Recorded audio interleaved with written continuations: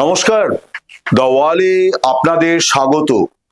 আজ আমাদের বিষয় চিন্ময় কৃষ্ণ দাসকে কেন কারাগারে আটকে রাখতে চান মোহাম্মদ ইউনুস। আপনারা ইতিমধ্যে জেনেছেন যে সোমবার চট্টগ্রাম আদালতে চিন্ময় কৃষ্ণ দাসের বিরুদ্ধে আরো একটি মামলা গৃহীত হয়েছে, সেটি খুনের মামলা। এই খুনের ঘটনাটি অত্যন্ত দুঃখজনক, নিন্দনীয়। তরুণ আইনজীবী সাইফুল ইসলাম তিনি চট্টগ্রাম আদালত চত্বরে নিহত হয়েছিলেন।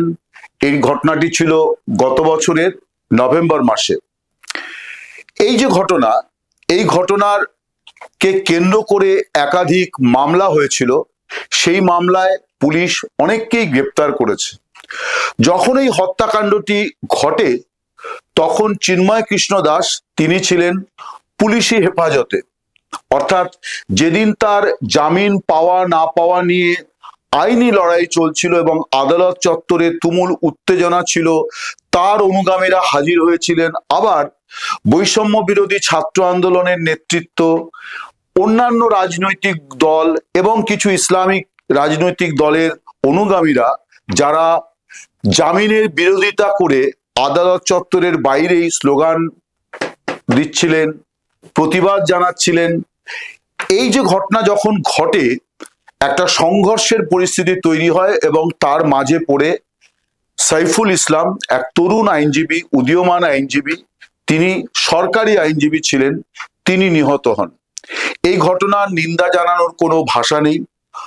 কেন এই বয়সী একজন আইনজীবীকে আদালত চত্বরে প্রাণ হারাতে হলো, এর কারণ অনুসন্ধান জরুরি এবং যারা এই ঘটনার সঙ্গে যুক্ত তাদের কঠোরতম সাজা হওয়াটা অবশ্যই জরুরি।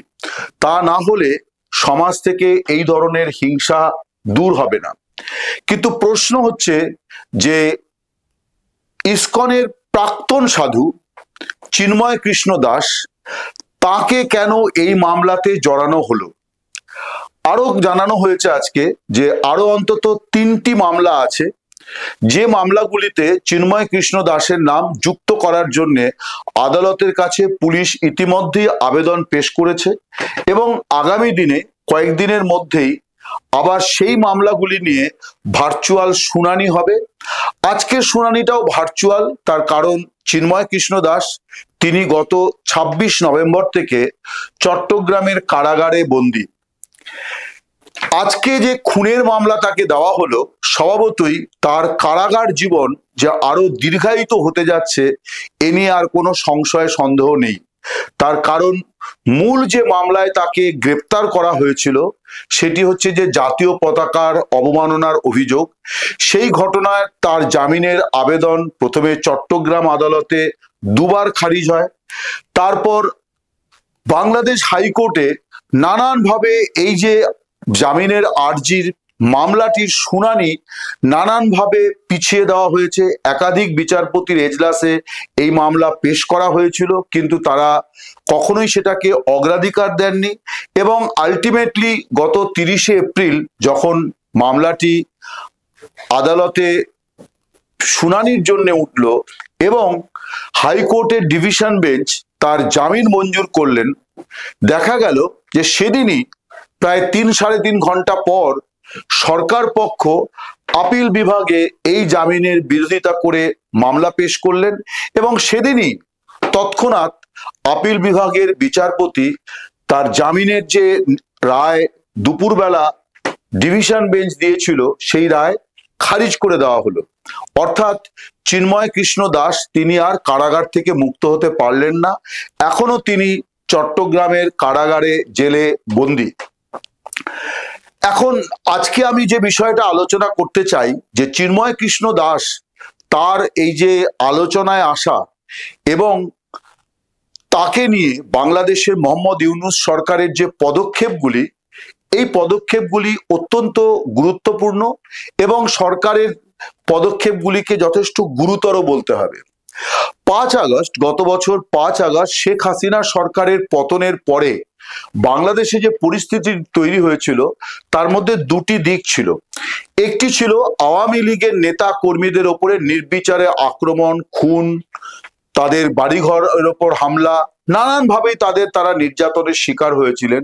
কিন্তু আলাদা করে সংখ্যালঘু, তাদের মধ্যে মূলত হিন্দু সম্প্রদায়ের ওপরে প্রবলতম আক্রমণ হয় এবং প্রায় নজিরবিহীন ঘটনা ঘটে বাংলাদেশে। সেটা গোটা বিশ্ব তখন সেই ঘটনা দেখেছে এবং গোটা বিশ্ব থেকেই প্রতিবাদ সংগঠিত হয়েছে। বিশ্বের বহু রাষ্ট্রনেতা বাংলাদেশের এই ঘটনার তারা প্রতিক্রিয়া দিয়েছিলেন। এবং আপনাদের মনে থাকবে যে আমেরিকার নির্বাচন চলাকালীন ডোনাল্ড ট্রাম্প, যিনি রিপাবলিকান দলের প্রার্থী ছিলেন, তিনিও পর্যন্ত তার একটি সোশ্যাল মিডিয়া পোস্টে তিনি বাংলাদেশের এই পরিস্থিতির নিন্দা করেছিলেন এবং তৎকালীন মার্কিন প্রশাসন অর্থাৎ জো বাইডেন প্রশাসনের নিন্দা করেছিলেন যে তারা কোনো পদক্ষেপ করছে না, বাংলাদেশ সরকারকে এই ব্যাপারে সংযত করছে না। এরকম পরিস্থিতি ছিল। ভারতের প্রধানমন্ত্রী নরেন্দ্র মোদী, তিনি মোহাম্মদ ইউনূস যখন শপথ নিলেন গত বছর 8 আগস্ট, তারপর মোহাম্মদ ইউনূসকে ফোনে শুভেচ্ছা জানিয়েছিলেন ভারতের প্রধানমন্ত্রী নরেন্দ্র মোদী। তিনি কিন্তু সেই শুভেচ্ছা বার্তালাপের মাঝে বাংলাদেশের সংখ্যালঘুদের ওপর যে নিপীড়ন নির্যাতনের ঘটনা 5 আগস্টের পর থেকে শুরু হয়েছিল তাই নিয়ে তিনি উদ্বেগ প্রকাশ করেছিলেন এবং মোহাম্মদ ইউনূসকে অনুরোধ করেছিলেন যে তিনি যেন উপযুক্ত পদক্ষেপ গ্রহণ করেন। আপনাদের মনে থাকবে যে এই নিয়ে ভারত বাংলাদেশের অনেকবার আলোচনা হয়েছে, বিবাদ হয়েছে। বাংলাদেশ বারে বারেই সংখ্যালঘুদের ওপর আক্রমণ, অত্যাচারের অভিযোগটি অস্বীকার করেছে। তারা বলতে চেয়েছে যে সংখ্যালঘুদের একটা বড় অংশ যারা আওয়ামী লীগের সমর্থক, তাদের ওপরে রাজনৈতিক কারণে হামলা হয়েছে।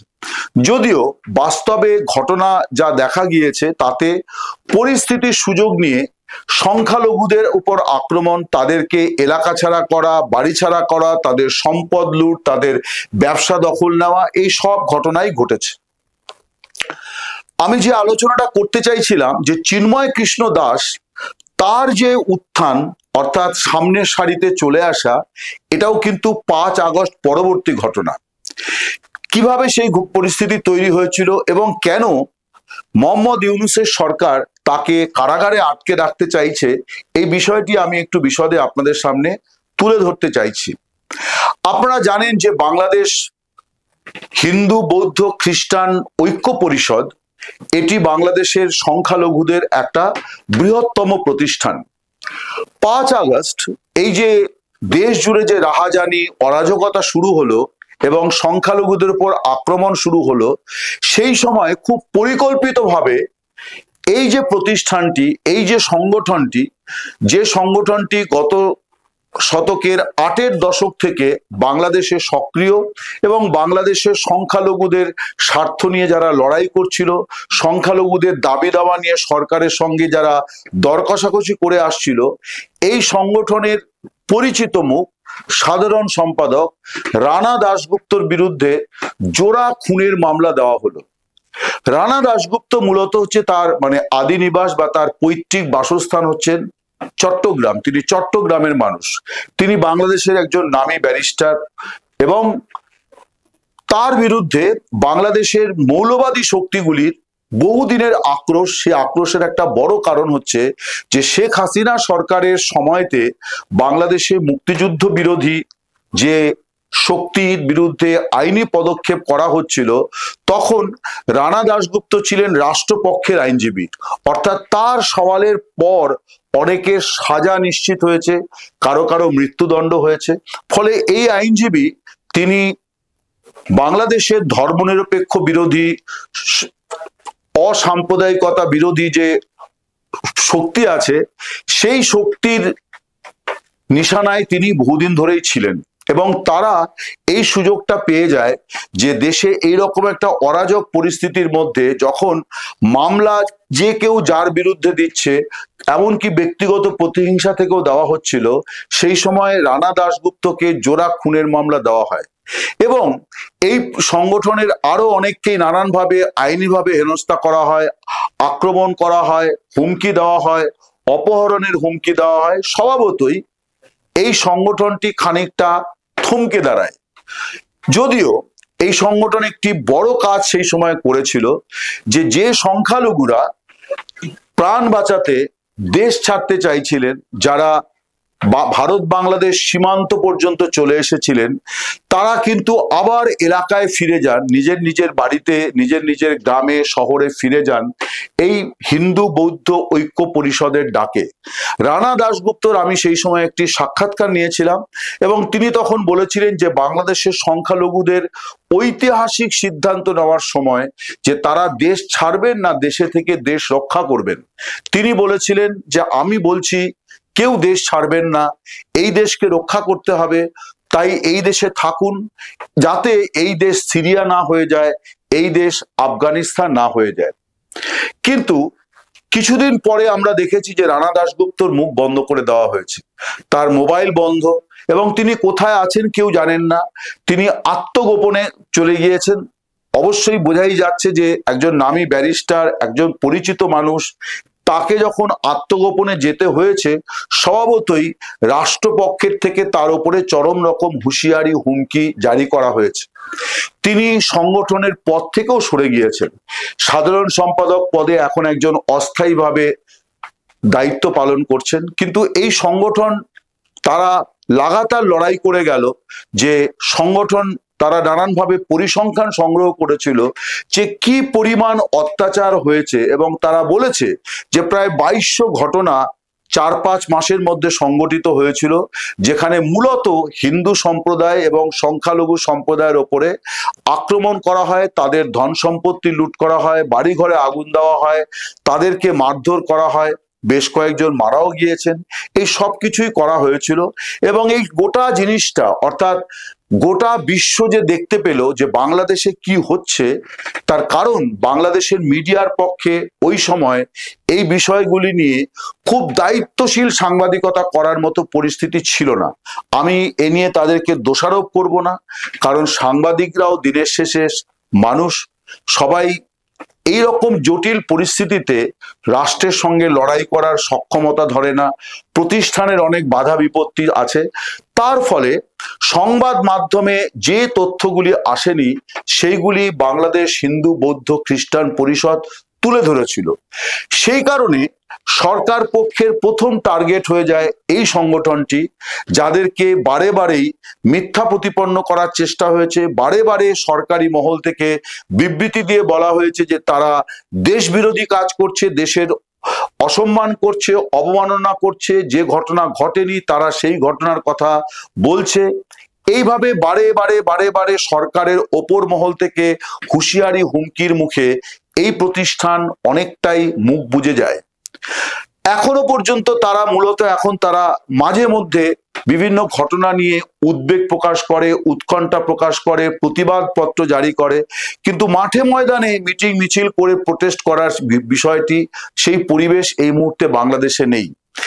এইরকম একটা সন্ধিক্ষণে চিন্ময় কৃষ্ণ দাস, যিনি হিন্দু সমাজকে সংগঠিত করে সামনের সারিতে এসেছিলেন, এই সিদ্ধান্তটি সঠিক ছিল কিনা এ নিয়ে আমার খানিকটা সন্দেহ আছে, যে আলাদা করে শুধু হিন্দুদের জন্য একটা সংগঠন তৈরি করে লড়াইয়ে নামা, অর্থাৎ সামগ্রিকভাবে সমগ্র সংখ্যালঘুর যে মঞ্চটি ছিল সেই মঞ্চটি চলে গেল আড়ালে, হিন্দুদের একটি সংগঠন সামনে এলো। কিন্তু আমার আজকের বিষয়টি হচ্ছে অন্য, যে এই যে সংগঠন এবং চিন্ময় কৃষ্ণ দাস, তিনি একটা কিন্তু পরিবর্তন আনলেন। তাকে সামনে রেখে বাংলাদেশের হিন্দু সম্প্রদায়, সংখ্যালঘু সম্প্রদায় তারা জোট বাঁধলো। তারা দেখলো যে রানা দাশগুপ্ত খানিকটা আড়ালে চলে গিয়েছেন, তার সংগঠন নিষ্ক্রিয়, ফলে এই সাধুকে সামনে রেখে একটা নতুন করে সংখ্যালঘুরা জোট বাঁধতে শুরু করেছিলেন। এই পরিস্থিতির মধ্যে কয়েকটি সভা সমিতি করার পরে, প্রতিবাদ আন্দোলন করার পরে তারা বিভাগীয় সম্মেলন শুরুর ডাক দেয়। একটি বিভাগীয় সম্মেলনে বিপুল পরিমাণ মানুষের জনসমাগম এবং চট্টগ্রামের লালদিঘি ময়দানে যে ঐতিহাসিক সমাবেশগুলি হলো, এইগুলি দেখে সরকার খানিকটা শঙ্কিত হয়ে পড়ে যে এই সাধুকে কেন্দ্র করে সংখ্যালঘুরা সংগঠিত হচ্ছে। এটি গেল 1 নম্বর।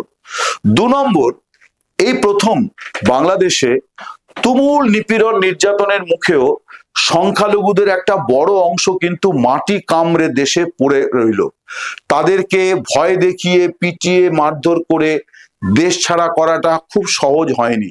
কেউ কেউ পালিয়েছেন, হয়তো রাজনৈতিক কারণেই পালিয়েছেন, কিন্তু অধিকাংশরাই এই নিপীড়ন নির্যাতনের মুখেও দেশের মাটি কামড়ে রয়ে গিয়েছেন এবং সেখানে এই সংখ্যালঘু প্রতিষ্ঠানগুলির সংগঠনগুলির নেতৃত্বের একটা বড় ভূমিকা ছিল।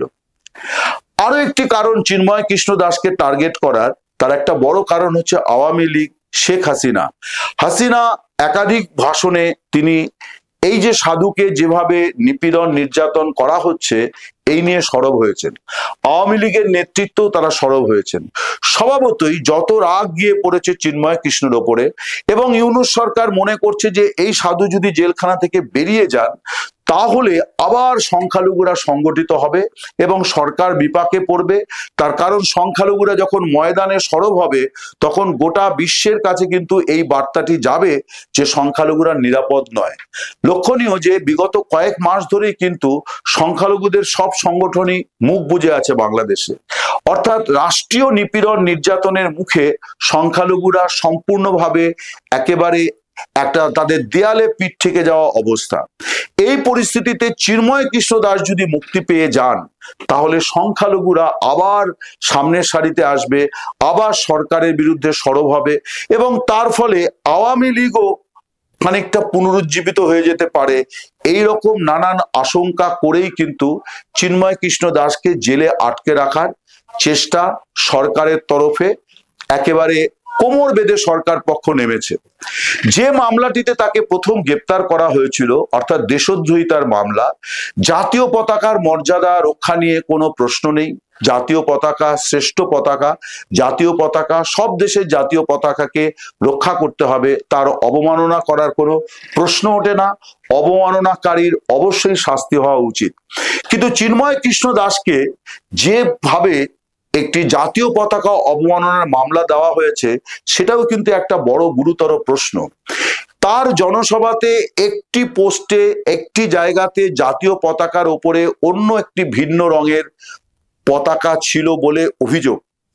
যিনি অভিযোগ করেছিলেন সেই ব্যক্তি বিএনপির স্থানীয় নেতা, তাকে বিএনপি কদিনের মধ্যেই দল থেকে বহিষ্কার করে। তার কারণ বিএনপি নেতৃত্বের মনে হয়েছিল যে এই অভিযোগটি অতিরঞ্জিত, বানানো, এমন কোনো ঘটনা ঘটেনি। আরো একটি প্রশ্ন হচ্ছে যে জনসভা স্থলে যদি এইরকম একটি ঘটনা ঘটেই থাকে যে জাতীয় পতাকার ওপরে অন্য কোনো পতাকা ছিল, তাহলে বাংলাদেশের ওই এলাকার অর্থাৎ চট্টগ্রামের পুলিশ, চট্টগ্রাম মহানগর পুলিশ তারা কি করছিল? এই ধরনের ঘটনাতে পুলিশ প্রশাসনের তরফ থেকেই কিন্তু প্রথম মামলা হওয়াটা বাঞ্ছনীয়। যদি অপরাধ সত্যি হয়ে থাকে অবশ্যই তার নিন্দা হওয়া উচিত, সাজা পাওয়া উচিত। কিন্তু কেন পুলিশের চোখ এড়িয়ে গেল? কেন একজন বিএনপির নেতা তিনি এইরকম একটি মামলা দায়ের করলেন এবং তাকে দল বহিষ্কার করলো কিন্তু মামলাটি বহাল রইল এবং সেই মামলাকে সূত্র করে চিন্ময় কৃষ্ণ দাসকে শেষ পর্যন্ত 25শে নভেম্বর গ্রেপ্তার করা হয় ঢাকা বিমানবন্দর থেকে। তিনি ঢাকা থেকে চট্টগ্রাম যাওয়ার পথে তাকে গ্রেপ্তার করা হয়েছে। যদিও সরকারের তরফে অর্থাৎ বিশেষ করে পুলিশের মহল থেকে, আইনজীবী মহল থেকে বলা হচ্ছিল যে তিনি ভারতে পালিয়ে যাওয়ার চেষ্টা করছিলেন, যদিও এরকম কোনো প্রমাণ পাওয়া যায়নি। আজকে সোমবার যে ঘটনাটি ঘটেছে যে একটি খুনের মামলায় তাকে জড়িয়ে দেওয়া হলো যখন তিনি পুলিশ হেফাজতে ছিলেন, অর্থাৎ বোঝাই যাচ্ছে যে তাকে ষড়যন্ত্রকারী হিসেবে এই মামলাতে দেখানো হবে। আজকে তাকে আদালত গ্রেপ্তারি অনুমতি দিয়েছে, অর্থাৎ শোন অ্যারেস্ট দেখানো হলো, কারণ তিনি ইতিমধ্যেই হেফাজতে আছেন। অর্থাৎ এখন জেল থেকে আবার তাকে পুলিশ হেফাজতে নিয়ে গিয়ে পুলিশ জেরা করতে পারে, এটাই আইনের বিধান। প্রশ্ন হচ্ছে যে এই সাধুকে কেন বারে বারে এইভাবে তার জামিন আটকানো, কারাগারে আটকে রাখার চেষ্টা ইউনূস সরকার করছে? আমি সেটাই আপনাদের কাছে ব্যাখ্যা করলাম যে চিন্ময় কৃষ্ণ দাসকে কেন্দ্র করে আসলে ইউনূস সরকার বেশ চিন্তায় আছে যে যেভাবে বাংলাদেশে তারা বিগত কয়েক মাস ধরে সংখ্যালঘুদের দাবিয়ে রেখেছে সেইটা সম্পূর্ণভাবে ভেস্তে যাবে যদি এই সাধু আবার প্রকাশ্যে তার কার্যকলাপ শুরু করতে পারেন, কারণ তাকে ঘিরেই সংখ্যালঘুরা জোট বেঁধেছিলেন। নমস্কার, শুভরাত্রি, সকলে ভালো থাকবেন।